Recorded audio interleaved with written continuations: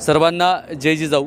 मी उदय आणि तुम्ही पाहताय उदय न्यूज किंवा उदय भिसे पाटील फेसबुक या ऑफिशियल पेजच्या माध्यमातून हे लाईव्ह किंवा व्हिडिओ आपण पाहत असाल तर मी एक सांगेल की मुंबईमध्ये आल्यानंतर मुंबईतल्या आपण अनेक पॉझिटिव्ह गोष्टी बघितल्या आणि मराठ्यांना आरक्षणाची काय गरज जी लोक म्हणतात ना तर त्यांना या ठिकाणी झणझणीत चपकार मी आज या ठिकाणी देणार आहे. कारण तसं बघितलं तर ही बांधव या ठिकाणी पाहायला मिळाल्यानंतर तुम्ही हे गणवेश बघितला की मराठवाड्यातली लोक नक्की म्हणतील की हे जर बघितलं विद्युत कर्मचारी किंवा टी बस चालक असतील किंवा त्या म्हणजे डिपार्टमेंटमध्ये काम करणारी असतील. पण मी एक सांगेल की हे सर्व जे बांधव आहेत मुंबईमध्ये या ठिकाणी आले आहेत, यांच्या पोटाची खळगी गावाकडे भरली जात नव्हती आणि ती भरण्यासाठी इथं रिक्षा किंवा इथलं जे काही काम हाताला लागेल ते काम ते करतात आणि खऱ्या अर्थानं महाराष्ट्रातल्या प्रत्येक मराठ्याला आरक्षणाची आत्ता गरज आहे.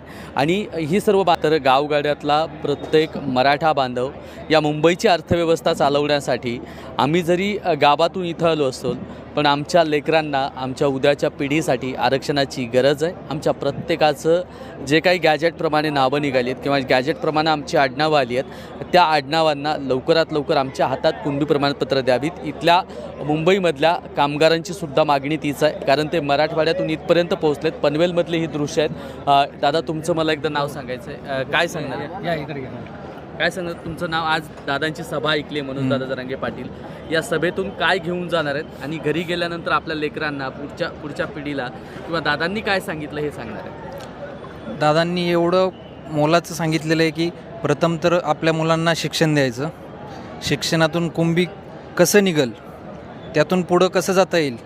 कुंभी घेतल्याच्या नंतर शिक्षण आपल्याला माफक दरात मिळणार अगोदर, त्याच्यानंतर आपल्याला सवलती OBCच्या सर्व भेटणार. त्या सवलती कशा घ्यायच्या ते घेतल्याच्या नंतर मग पुढं आपल्याला जेव्हा नोकरीचं आरक्षण मिळेल त्या घ्यायच्यात.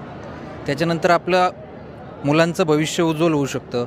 मेडिकलचं आहे, डॉक्टरमध्ये आता जर आपल्याला ओपनमध्ये 10 ते 15 लाख रुपये लागतात सध्याला, जर OBCमध्ये कुंभी असेल आपल्याकडं तर कमीत कमी 4 ते 5 लाखामध्ये आपलं ॲडमिशन होऊन जातं आणि भरपूर फायदेत असे. गाव मी मराठवाड्यातला आहे, बीडमधून आष्टी तालुका वायरा माझं गाव आहे. इथं शिक्षणामुळं किंवा सतत पडणाऱ्या दुष्काळामुळं तिथून हे सर्व कमीत कमी 10 ते 15 हजार लोक पनवेलमध्ये स्थलांतर झाले आहेत दुष्काळामुळं आणि ते आता इथं आपला उदरनिर्वाह करत आहेत. बीडचं म्हणजे मातृभूमी जर बघितली जरांगे पाटलांची बीड जिल्हा आहे. बीड जिल्हा नेहमीच क्रांतीची भूमी म्हणून ओळखला जातो. नाना पाटील असतील किंवा इतर छावा संघटनेच्या माध्यमातून लातूर बीड हे सगळं म्हणजे हा परिसर सर्व संघटनेचा मानला जातो. आज मनोजदादा जरांगे पाटलांचं नाव घेतलं तर विषयच नाही. त्यांच्यासाठी आम्ही जीव पण द्यायला तयार आहेत कारण की ते स्वतःच्या रक्ताचं पाणी करत आहेत. आत्ता हाडाचे काढं केलेत त्यांनी आपल्यासाठी. मग आपण त्यांच्या मागे खंबीरपणे उभं राहायला पाहिजे आणि त्यांच्यावर होणारे आरोप किंवा त्यांचे मागे षडयंत्र ते सर्वांना आम्ही हाणून पाडू शकतो. नक्कीच या ठिकाणी बीडकर काय म्हणतात की बीड जिल्ह्यातला असेल किंवा कुठलाही असेल दादांच्या विषयी जर षडयंत्र करत असाल तर ते षडयंत्र हाणून पाडण्याचं कामसुद्धा दादांची सिक्युरिटी जरी निघाली असेल पण ते षडयंत्र हाणून पाडण्यासाठी हे सर्व मराठा बांधव आहेत हे रस्त्यावरती उतरतील.